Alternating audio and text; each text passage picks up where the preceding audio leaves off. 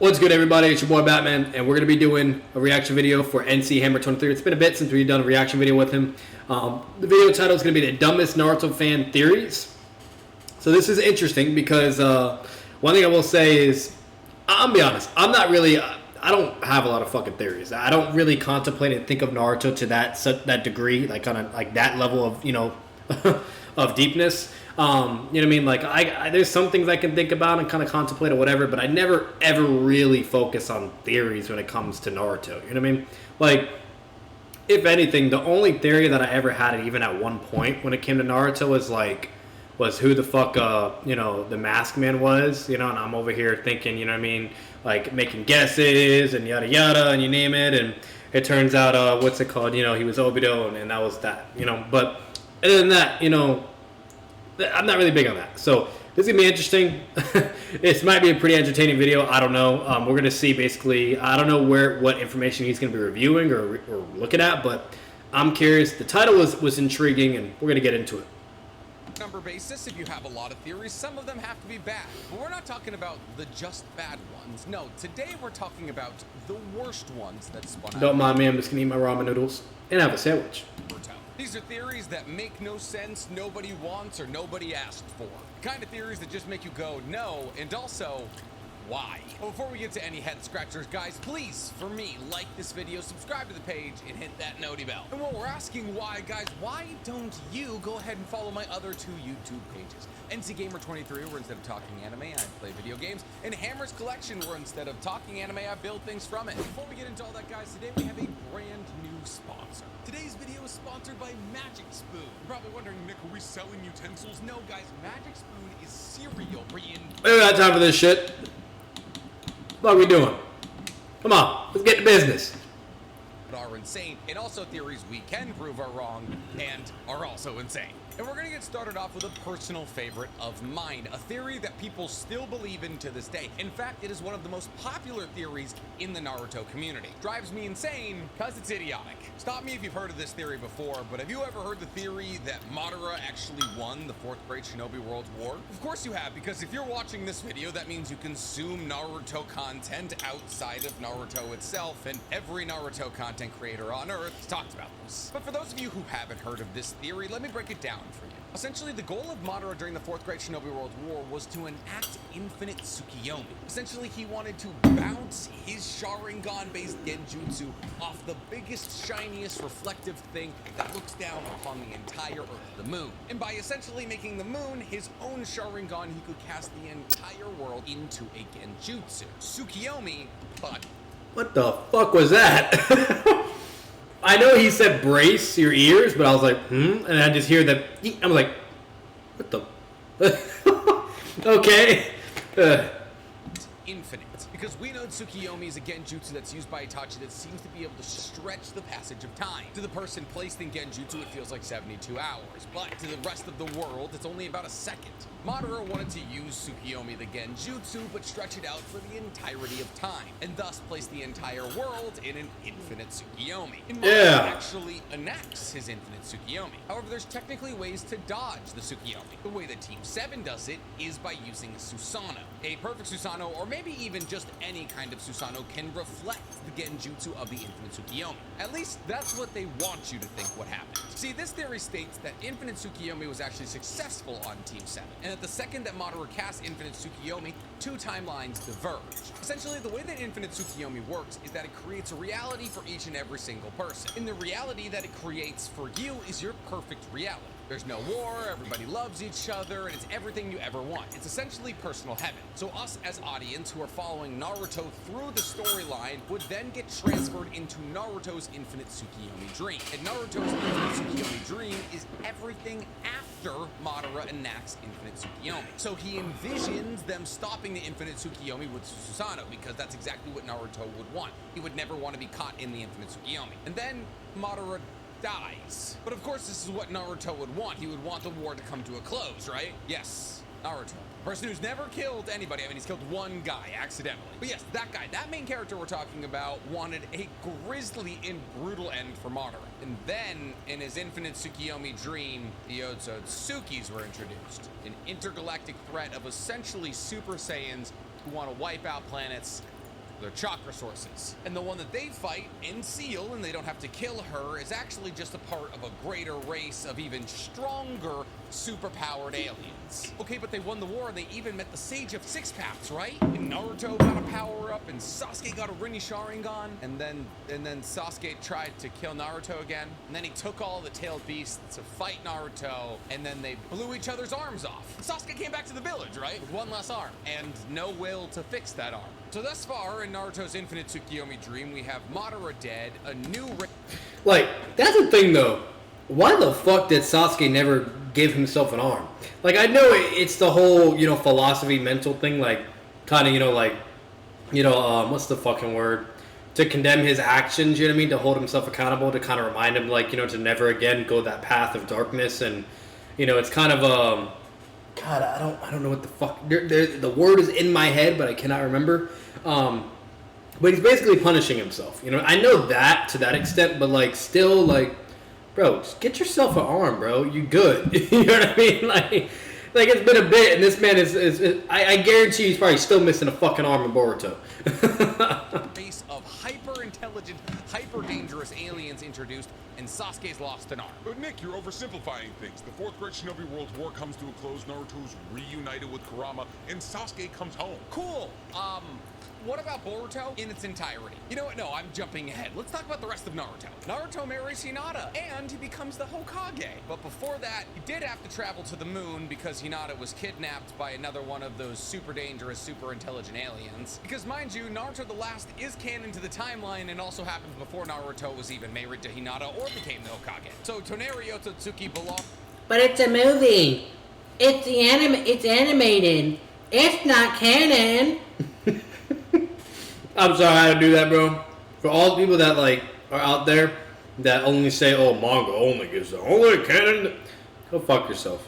To a clan of Otsutsukis that lived on the moon and then all killed each other, and now Toneri's trying to throw the moon into the earth, which not only implies that there's Otsutsukis out in the universe, but there's Otsutsukis quite literally in their orbit already. But surely Naruto would have a dream about how the Hidden Cloud was developing essentially planet buster weapons without anybody knowing after signing a treaty of peace, and that the moon would get cut in half by Toneri only for Hinata and Naruto to have to fix it. But Naruto and Hinata kiss. Good job. Could have just had a dream about, you know, you and her getting ramen or something instead of her getting sent to low orbit. I understand them. This year we take a lunch. A hearty lunch. One with chunky soup. Lunchtime is Nobody don't give a fuck about your chunky soup. Introducing Welcome Unlimited from Verizon. And Oh our my best god. prices I can't stand ads that I cannot skip. Verizon. Holy shit. It's not in low orbit, okay? Okay, so now Naruto gets to marry Hinata and become the Hokage, right? Well, yeah, and then he gets walked down the aisle by Iruka, and it's super nice and cute, and Sai and Ino are married now, and Sakura and Sasuke are married now, and everybody from the Konoha 13 seems really happy. And then Naruto becomes Hokage and has to go to his cloaking ceremony, and his daughter knocks him out cold. And he has to have a stand-in for his own Hokage ceremony. But that's only the beginning of Boruto, because, you know, Boruto, 2 more Otsutsukis attack and then basically suck half of Kurama outside of Naruto. And then they find out that Otsutsukis are sent down in pairs and that there's an additional Otsutsuki who was supposed to be with Kaguya. And then Naruto has to activate this new cool mode called Baryon mode that ends up killing one of his best friends on Earth. You know, the demon fox that he finally made friends with a couple of years ago. But at least he saved the day and everybody was totally fine, right? I mean, except for Kurama, until Sasuke got stabbed in the eyeball. Oh my god. Hey! What the fuck, bro? Like, if I knew there was gonna be fucking spoilers like this heavy, like, holy shit. Like, relax, my guy. Like, I'm not gonna act like I didn't know about fucking, you know, Kurama or fucking... or even Sasuke losing the Rinnegan, because it was getting talked about so much, and it was just annoying to the point where it's like, you know, like, if you're just not keeping up, then nobody gives a fuck, and they just say it, and if you're on YouTube, good luck not getting spoiled, you know, so it's already been spoiled for me, but, like, bro, you're gonna have fucking spoilers in your video, fucking say that shit, like, what the fuck? Lost that upgrade that he got from Hagoromo. Like, I'm sorry, anyone that has any type of, like, thumbnail or title that is literally giving a spoiler in either Naruto or anything, you're an asshole. Oh, and his son, Otsutsuki and now has to take medicine to not become a full Otsutsuki, and the rest of the Kages want his son murdered. Still got a cute daughter, though. Listen, even if you don't count the events of Boruto as canon towards the Naruto timeline and just look at canonicity within Naruto, this theory never made any sense. The argument comes up a lot that Naruto would want conflict in his perfect life. That Naruto as a warrior wouldn't want a completely peaceful, boring life. And you could say that these statements are even further corroborated by the fact that as the Hokage, he should just be pushing paper, but he actually gets involved in most of the village's fights. Okay, fair. Naruto... I don't know, you know what I mean? Like, I feel like if it really came down to Naruto's Tsukuyomi dream, it would be of him being in a peaceful era, becoming the Hokage, you know what I mean? Like, defeating Madara, basically, becoming the Hokage, nothing bad happening, and it's just very peaceful, and that's it, and everyone goes on about their life. You know, very simple thing. You know what I mean? You know, I don't think, because remember in the anime, for Tsunade, her Tsukuyomi, it still had violence. It still had things going on, you know what I mean, whatnot. It went the way of, like, you know, it went the way of, like, a whole other storyline of, like, basically what happened if, you know, if the Uchiha clan were still alive, and if Naruto's parents didn't die, and yada yada. You know what I mean? And it wasn't like a bad story either, but it still had some bad in there. There was still a lot of things happening. It wasn't, you know, happily ever after. So one thing I will say, Tsukuyomi doesn't mean necessarily it's going to be all rainbows and sunshine either. I'm just saying, it does boil down to the person. So for Naruto, it would make sense for it to just be mainly peaceful, and for it to not really have any violence. And if there was, then Naruto would just always overcome it, or would just have a good solution, you know what I mean? That would make more sense, because that's what Naruto kind of wanted. So I don't know about that, you know what I mean? Like, I think that's a little weird for Naruto to actually still want conflict, or to still want, you know what I mean? Like, I don't know how I feel about all that, because the whole thing of Naruto Shippuden is to figure out a way to stop wars, to find peace, and bring peace in the underworld, and all this other shit, and yada yada, you know? So, I don't know how I feel about that, but either way, like, whatever. At the end of the day, my response to this theory, I don't think they're in infinite Tsukuyomi. I really don't. I think Boruto is an actual legit thing. It'd be really weird and dumb, in my opinion, for them to pull that.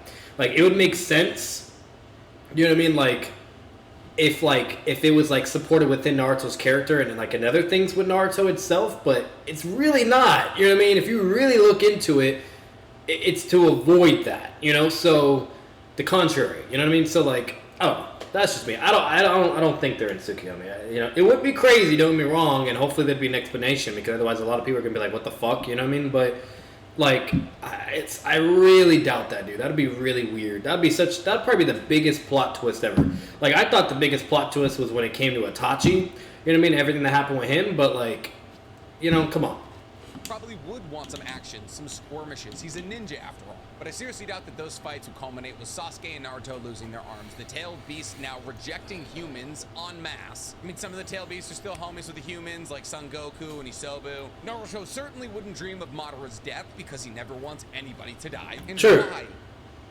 God's green earth would Naruto dream up an alien race that is going to threaten Earth at a high level for the rest of time? But since we're talking about it's just weird, you know? Let's talk about our I'm saying. bad theory, and this one's about Orochimaru. You see, I understand that there's a lot of questions around Orochimaru and Boruto, and it's because we don't basically know what he's up to. Orochimaru was the orchestrator of the Konoha. I could have sworn I was hearing He something. killed the third Hokage and has killed hundreds of children in immoral scientific experiments. A bad wood release, though. But now he is allowed to do research for Konoha as long as he's being watched by high-level jonin like Yamato. Kind of funny how that all came back to him, actually. But why is he allowed to do research? Why was he forgiven, and what is he scheming now?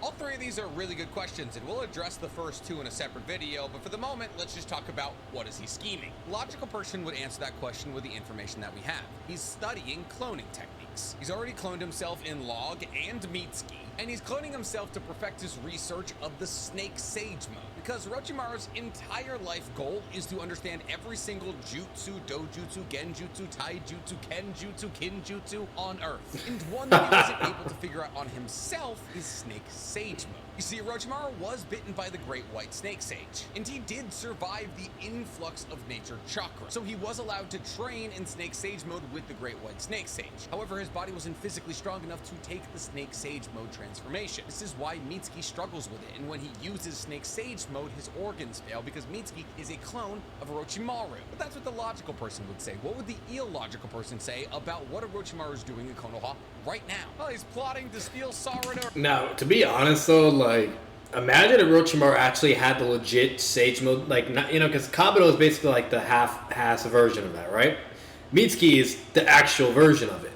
Imagine that shit though, like, fucking, that should be crazy. You know what I mean? Like, and the only reason why I know about Mitsuki and his Sage mode, because once again it was spoiled and people are assholes, but it's so badass the way it looks. You know what I mean? Like, just how it gives you like a green fucking chakra aura. Like, that's different. That's very different. Because any other Sage Mode user, it's just basically a marking on them, you know, or it changes certain features. But that's like a up here, like, true fucking Sage Mode. Like, it's crazy. You know what I mean? Like, it's so badass looking. But if Orochimaru actually had a power like that, bro, that man, he would have been a problem. Or Mitsuki's body, of course. Come on, that's not what you jumped to immediately. What are you doing? Let's start with Sarada because honestly, that's where the track record points, and that's what most people talk about. Essentially, people say Orochimaru is biding his time in Konoha until Sarada becomes old enough for him to make her a host. And if you look at this at an incredibly simplified and base level, this makes sense. I mean, Orochimaru tried to take both Itachi and Sasuke's bodies, and This year we take a lunch. Oh my god, it's the same fucking can ad. A hearty lunch. One with chunky soup. Lunchtime is your Chunky halftime. soup!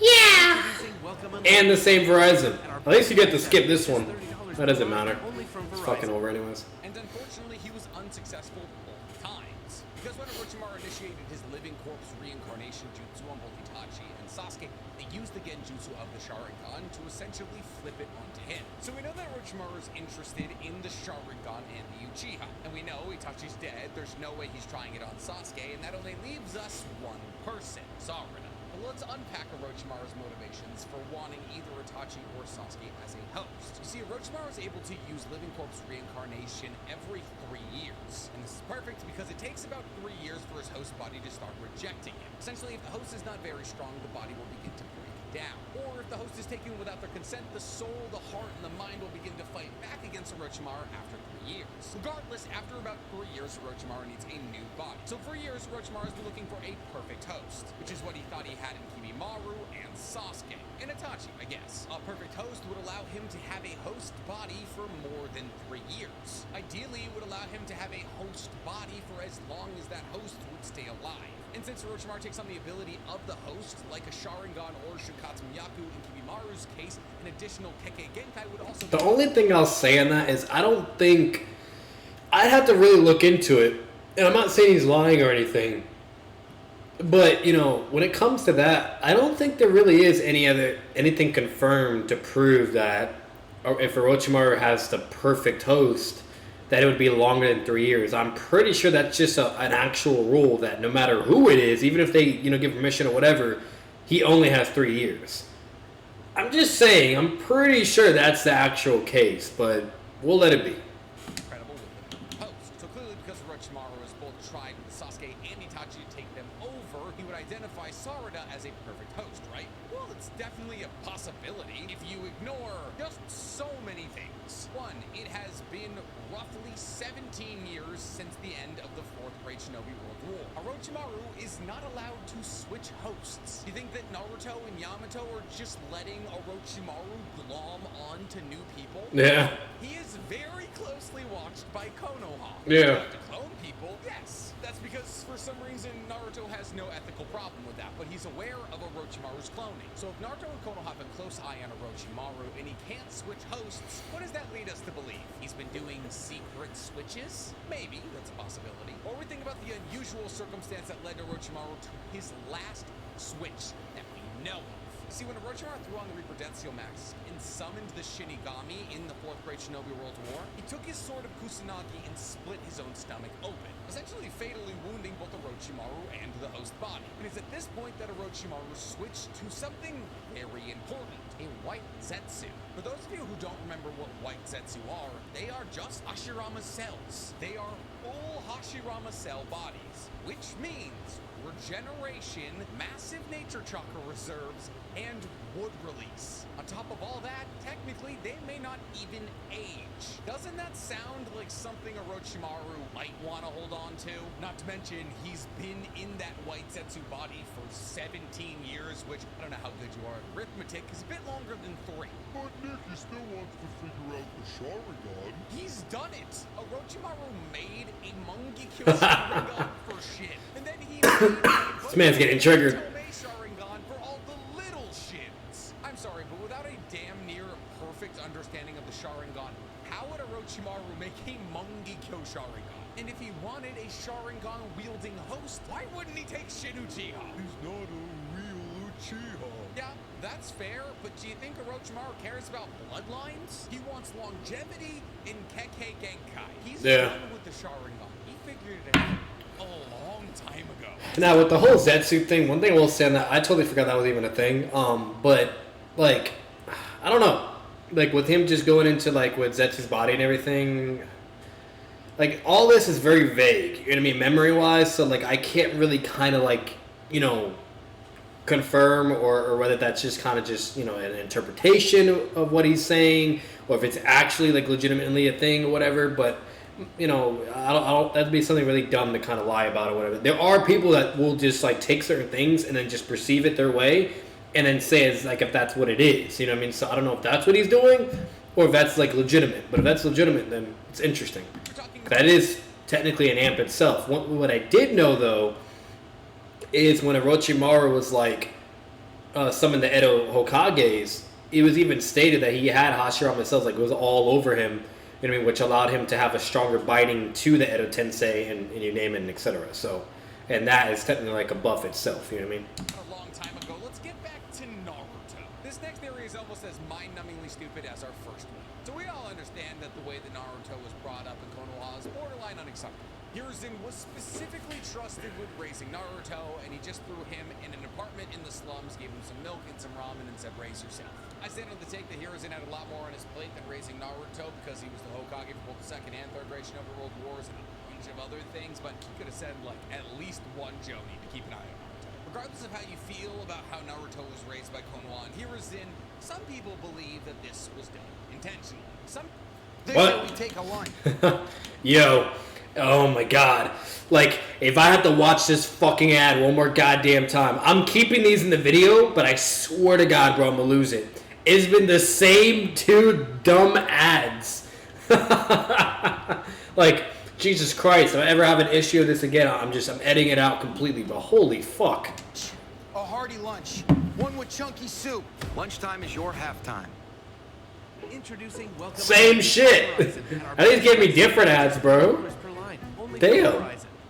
Some people look at Naruto's upbringing and look at where it brought him and decide that it had to be intentional because where it brought him was so important and incredible. People assumed that Hiruzen was this mastermind who decided that by raising Naruto shittily, he would raise a perfect child. Essentially, the theory states that Hiruzen and the rest of Konoha were purposely as terrible to Naruto as they could be to make him Hokage material, which is a take. It's certainly a bold play considering the fact that... I don't know about all that. What the fuck? Like, you know, he became Hokage because he wanted to become Hokage. You know what I mean? Like, that was his dream. That was his goal. The whole thing with Naruto was him being discriminated and mistreated and bullied and basically as if he just did not matter or existed. Like, imagine being completely alone and, like, to the whole world, like, nobody cares about you, and everybody just hates you. You know what I mean? Like, he had to go through that level of pain and stress and fucking solitude and you name it, to the point where the whole reason why he wanted to become Hokage wasn't because his dad was Hokage or just, to be Hokage, whatever, cool. It was because he wanted to be recognized, to have his existence confirmed. You know what I mean? Like, And so with all of that being said, he never gave up whatever. And as the more things happened in his life, he kept staying on that goal, not just because he wanted to still be recognized, because eventually he does get recognized. He still wanted to become Hokage for other separate reasons. You know what I mean? And so on and so forth, to where it was still his dream and to continue, and you name it. You know, so with the whole thing of that was pre-planned or to make him forcibly want to be Hokage, I don't know about all that. That's a little silly and weird. Because at any point in time, Naruto could have not wanted to become the Hokage, and it could have caused the opposite. Better yet, it's kind of hinted in the beginning of Naruto to where Mitsuki is telling Naruto the truth, blah, blah, and everything. And Naruto could have easily ran and became a rogue ninja, or potentially even joined the Akatsuki. You know what I mean? Easily. Okay? Or he would have just been captured and sealed and he's dead. You know? What's it called? But, like, either way, like, fucking Naruto could have easily became evil and been a rogue shinobi. He even states that himself when he was fighting against Sasuke after the exchange with Kakashi. And he's like, our roles could have easily been reversed because of what he had to go through.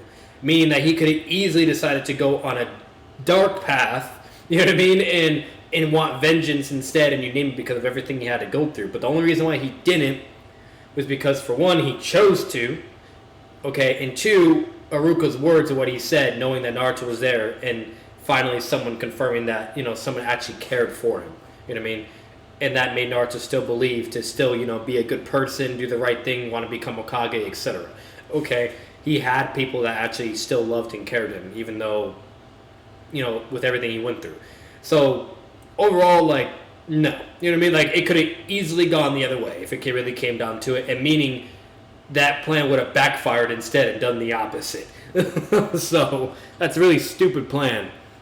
Like, if anything, the only person that is pretty good at pulling off plans, in my opinion, is Itachi. Had the nine-tailed stem, which has already destroyed Konoha once. But to get further into the meat of this theory, essentially the entire village, and Hiruzen specifically, had to decide that they were going to be so mean to Naruto that he was going to lead them. Which is exactly how every single president up to now has been made. I'm sorry, I mixed up president and school shooter. Why on God's green earth would Hiruzen look at the child with the fox demon inside of him and say, we should all be mean to him to make him a better person? Naruto is quite literally, within the Naruto-verse, a walking nuke. Within him is contained the strongest-tailed beast. And then not only that, Hiruzen was actually supporting Naruto too at certain moments. Like, don't get me wrong, he wasn't the best, but there was many moments where he was speaking and elaborating to Iruka and all these other people, like, to understand Naruto's feelings, to, you know, be there and to treat him right, yada yada, you name it, like, of showing, like, you know what I mean, sympathy and empathy and everything. Like, he cared about Naruto. You know what I mean? There was even points where Naruto was a very young kid, and, you know what I mean, in the anime, where it's showing him and the Hiruzen bonding together, camping in campfires and talking and spending time together, of him being like a dad to him, you know? So, yeah, this is a very silly and dumb theory, in my opinion. A tail beast so strong that the only people ever able to control it were Madara and Minato, and it's already destroyed Konoha once. And there's already a track record of understanding that Kurama Wait a can minute. be used. This man just said Minato. What the fuck are you talking about? Minato can't control the goddamn Nine Tails. Like, Madara, yes, Sharingan. Obito, yes, Sharingan. Fucking Hashirama, yes. Not Minato. What the fuck you want about? Very bad things. Madara put a Susanoo on it and fought the first Hokage. So if we as a village understand that the fox demon inside this little boy could be used to destroy this entire village, once again, why would you try to make an enemy with the fox boy? Exactly. Say, Nick, they weren't trying to make an enemy out of him. They were trying to polish him into a Hokage diamond. Have you ever been bullied or just seen somebody been bullied and either realize It's not fun. How often does Yes. a person outside of Naruto get up, they lift their head out of the toilet, and just look at all these bullies and they go, I'm going to save all of your lives one day, and then I'm going to become the class president, and you guys are going to love me. never, not even once. He's not gapping on that, though. And then he's about to provide a perfect example, too. Gaara is a perfect example of what Naruto could have been. And Kishimoto heavily compared and contrast. Both of them easily showing what Naruto could have become as well, just like Gaara. You think about the fact that there was another Jinchuriki in the village over, going through a very similar circumstance, and he was killing random people. Gaara is the blueprint on how not to raise your Jinchuriki. Yeah. Train Your Dragon's third movie by imparting massive amounts of stress on a child with a demon inside of them. You raise a murderer. Only problem is, Konoha, that your child's demon Or rogue ninja, like I said, murderer or rogue ninja. You know what I mean? That's what you're getting, basically. 9 times out of 10. It's once in a blue moon or rarity, okay, for someone to somehow, some way have the caliber and fucking willpower alone and you name it, okay, to do what Naruto did. tens of times stronger than the child demon in the village over. Oh, and by the way, the child demon in the village over still has his dad. This theory makes even less sense when you actually have a fair amount of Naruto lore under your belt. If you've read the light novels and some of the data books, you'll know that the reason that Naruto is treated so shittily in Konoha is actually Danzo's fault. Danzo, after the Nine Tails destroyed a large part of the village, actually leaked out that Naruto had Kurama sealed inside of him to centralize all of Konoha's hate onto Naruto. Yeah, he spread rumors. All of Konoha needed something to hate and blame for the destruction to redirect their anger at a singular source. Instead of directing it at the village or the superiors. Politically smart. It's fucked up, but smart. But yeah, everybody wants to join the wagon of Hiruzen's a piece of shit, and he did it, he abused Naruto. all this crazy shit. Like, bro, it was crazy. There was one point where I was hearing some people, bro, talking so much shit about Hiruzen, of him giving Naruto a shitty life. I'm like, bro, like, you do know it wasn't Hiruzen's fault, bro. He did all he could. like you're talking about things that were either uncontrollable or, better yet, the fault because of either people like Obito, Orochimaru, Danzo. Like, what the fuck you on about, you know? Danzo was under the control of Hiruzen to leak this information out. If you know absolutely nothing about Danzo and Hiruzen's relationship, Danzo does not go to Hiruzen for permission. It's like his whole thing. Also, this isn't what Hiruzen would have wanted. He was actually a really good guy. Danzo literally orchestrated and greenlit the Uchiha massacre without a word from Hiruzen. But since we're talking about the Uchihas, let's talk about our fourth theory. Shisui Uchiha is still alive. Making this video is making news. Shisui Uchiha was Itachi's best friend from childhood. He was in the root, inspired on the Uchiha. I'll be honest, yeah, I've even reacted to a video of if Shisui's alive. I think it was by King Bullet. I don't remember. And I'm gonna be honest, guys, he ain't alive, bro. Like, he's not. I'm telling you. All because you couldn't find a body doesn't mean he's alive. You know. He also had the Monkey Sharingan in both of his eyes, and both of those eyes had the ability called Koromatsu-Kame. Shisui was an incredibly powerful ninja, probably about as powerful as Itachi, except he did. Here we go. Introducing Welcome Oh my God. Verizon at our best price. It's a miracle. It did Verizon first, and then it's gonna do the fucking can. Oh, wow. Bro, YouTube said, fuck you. They said, nah, let me debunk you and tell you you're an idiot.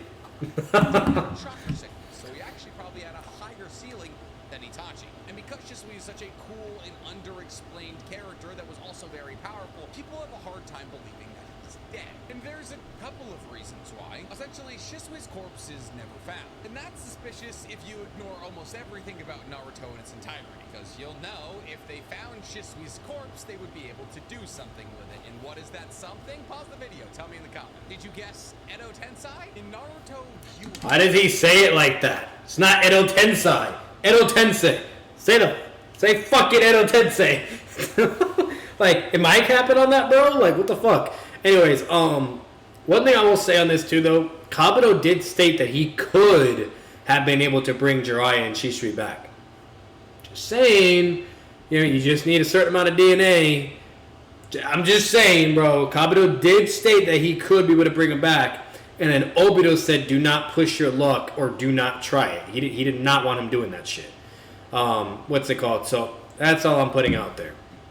have to make corpses disappear forever unless you want them coming back later. And guess who Kishimoto didn't want coming back to Naruto later on? Shisui. Why, you ask? Probably the reason he killed him off in the... Yes, that's not really a good argument, because once again, Kabuto literally debunks that. He literally states to Obito that he could still be able to bring back Shisui and Jiraiya due to certain, I don't remember exactly what he said, but there's certain reasons, and because all it really requires is DNA, and then that's it, basically, and very simple. You know what I don't remember with Sakumo, but I remember particularly with Jiraiya and Shisui that he did say I can bring him back as well. But Obito's like, no, don't push it, don't try your luck. You know, basically either implying that would be, you know, he was in fear of that idea because that can kind of either fuck him over, or two, okay, what's it called? You know, or better yet, to the point where it's just too risky. You know, we're talking about a guy that has Kodo Matsukami. You know, why the fuck would you want to, you know, potentially bring him? You know, you kind of saw what happened with Itachi. You know, so just saying, but you know. First place, the Kodo Matsukame. If Shisui was brought back, specifically with Edo Tensei, he would have both of his MS. Doesn't matter that he handed them out at the end of his life. Itachi came back with both of his eyes, and Sasuke is wearing them in his face. On top of that, Edo Tensei people regenerate instantly, which implies that there's a large chance that Shisui would be able to recover in much faster than 10 years from the uses of Kodo Matsukame. But even if it would take 10 years for Shisui to reuse Kodo Matsukame in either his left or right eye, the fact that he could use it twice if he was brought back during the war arc would have changed everything. He literally could just use it on Kabuto and Madara. Thanks for coming out. They had to disappear his body. Why do you think they conveniently never found Jiraiya's body until Boruto? It was because they didn't want to bring him back. Kishimoto literally said this. The second point is the fact that I didn't know that though. Uchiha has Shisui's chakra. But either way, even if Kishimoto did state that as well, bottom line is, once again, Kabuto says he could be able to bring him back, so it doesn't matter. Well, at least that's what people who believe in this theory want you to think. Essentially, this point comes from when Al, you know, the guy from the Hidden Mist who got a Byakugan from the Hyuga during the Third Great Shinobi World War, the right hand of the Mizukage. When he sees Danzo's right arm, he sees Shisui Uchiha's chakra. And that arm came from Shin Uchiha. So people make the connection that Shin Uchiha must have Shisui's chakra, which is ignoring a lot of very important parts, like the fact that Danzo has the Kodo Matsukame in his face, and that obviously having the Kodo Matsukame, Shisui's eye, inside of your body would impart to you a small amount of Shisui's chakra. Yeah. As to why Shisui's chakra was in his arm, That's another thing that's interesting is when it showed the eye in the anime, it's green chakra, and then when in the game it shows that he has a green Susanoo. I find that interesting too. because his arm was filled with constantly activated Sharingans. And Shisui being an Uchiha's chakra would probably go to the Sharingans. This makes sense because the other place that Ao saw Shisui's chakra was Danzo's face. So what do we think is more likely? Shisui's chakra just bled from Danzo's eyeball to his arm, or that Shin Uchiha somehow was either Shisui or met Shisui, got some of his chakra in his arm, and then gave that arm to Danzo. On top of that, they quite literally wrote a light novel about Shisui's death. People were so up in arms about Shisui dying and had so many theories about how he's not dead, they literally wrote the Itachi light novels and explained Shisui's death. Shisui is not only poisoned by Yoji Aburame, with so much poison... That's another thing, like, unless you have a cure for the fucking poison, you're dying. him indefinitely.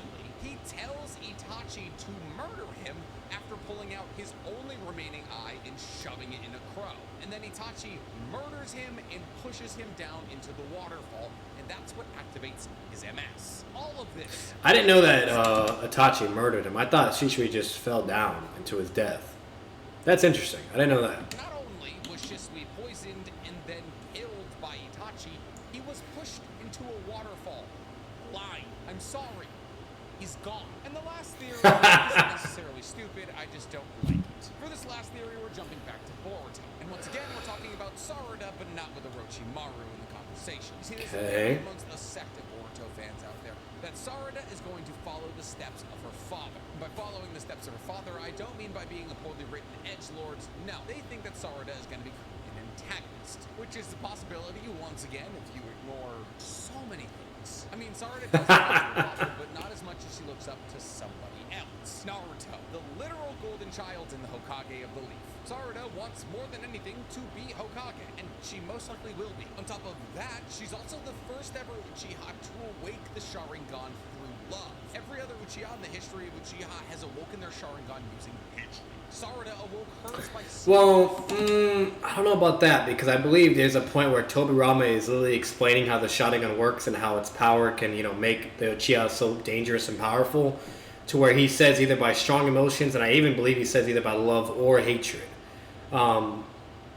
I'm pretty sure. I'd have to go back, but so I don't think that's true. But either way, from what we've at least seen so far, technically yes, Sarada, you know, was the one that awakened it by love and everything. She's very even-headed and the moral compass of Team 7. You could argue that she's seeing the rest of Team 7 get stronger without her, with Boruto getting the comma marking and Mitsuki having Snake Sage mode. But even if she was to go to Orochimaru for a curse mark, that wouldn't be her defecting from the village right now, because he's right down the road. Sarada is supposed to represent a new generation of Uchiha who want to help the village. She's the physical representation of the cycle of hate closing. If Sarada were to become an antagonist, the cycle of hate would continue. But that was ended when the Indra and Ashura reincarnations came back together in Naruto and Sasuke. So thematically, having Sarada become an antagonist would go against everything Naruto wrote. It wouldn't make any sense. But it could happen, what do I know? Just the guy yelling into the void. I'll be honest, it's not like a dumb theory. I feel like I do agree with him for the most part that it would make a lot more sense and be more supportive for her to, you know, show an example of what the Uchiha should be, you know, yada yada, become a Kage, you name it. But that would be interesting. That would actually be a very next level Itachi type fucking plot twist. You know what I mean? Like Itachi 2.0 type bullshit, you know? And the reason why I'm even saying that is because there was a YouTube video that I saw. I don't remember who posted it or what it was, but it was basically like a funny vid to kind of, you know, make fun of Tobirama, you know, of, you know, him being called the racist and all that. And it gets to a point where, you know, where Sarada is playing the act and being a two-face, you know, and like, you know, yada yada, I glorified Itachi, all this other crap, whatever. And then the moment Tobirama kind of like makes it look like he's leaving or whatever, you know, then she's like, oh, don't worry, you know, I will avenge our clan, blah blah, and you know what I mean, and I'm gonna become Hokage and control the Hidden Leaf, yada yada. And then Tobirama's like, all your Uchiha are the same. He gets mad, you know, and then he's like, and then Sarada's like ready to fight him, and then he summons Itachi, and he's like, she's threatening the village, and it's just for comical purposes. Now you got Itachi versus Sarada as an adult, you know, like, but could it happen? Maybe that could be a crazy shocker that at the end of the day, she had a whole other goal, and just showing that when it comes to Uchiha, the cycle of hatred, or better yet, of vengeance or revenge, it's unfortunate. It's always just kind of going to be a thing, maybe, you know, whatever. So it could happen, you know what I mean? It would be definitely a shocker, you know what I mean, of her wanting to follow her father's ways, or better yet, just be upset and angry about the whole thing, period, if she ever finds out the truth, you know what I mean? Like, just imagine finding out that your clan was slaughtered for very dumb bullshit, because grown-ups just couldn't get along and, you know, and stop being stupid, basically, you know what I mean? Like, just imagine, you know what I mean? And then, like, the fact that, you know, like, where her uncle had to go through all that, and her father, and the Uchiha's history, all that, like, that could easily make Sarada, you know what I mean, have enough hatred and want, you know, to change things in the village, or at least have a position of power to where she can be more in control and not have to worry about that ever happening again. Because at the end of the day, pretty sure what's going to be more important for her is to repopulate the Uchiha and to get them not on the brink of extinction, if that makes sense. You know what I mean? But overall, we'll give a like to the video. It's a pretty good video. Wasn't too bad or anything. It was interesting, definitely interesting, which is why I wanted to check that out. I was very curious to see where what theories he's going to cover or what he was talking about. But it was a really good video, so I hope you guys enjoyed it. Make sure to leave a like, comment your thoughts down below of what you think on these theories and anything with me and whatnot. Subscribe for more content. Subscribe to you guys on the channel. As always, I'll see you in the next video. Peace.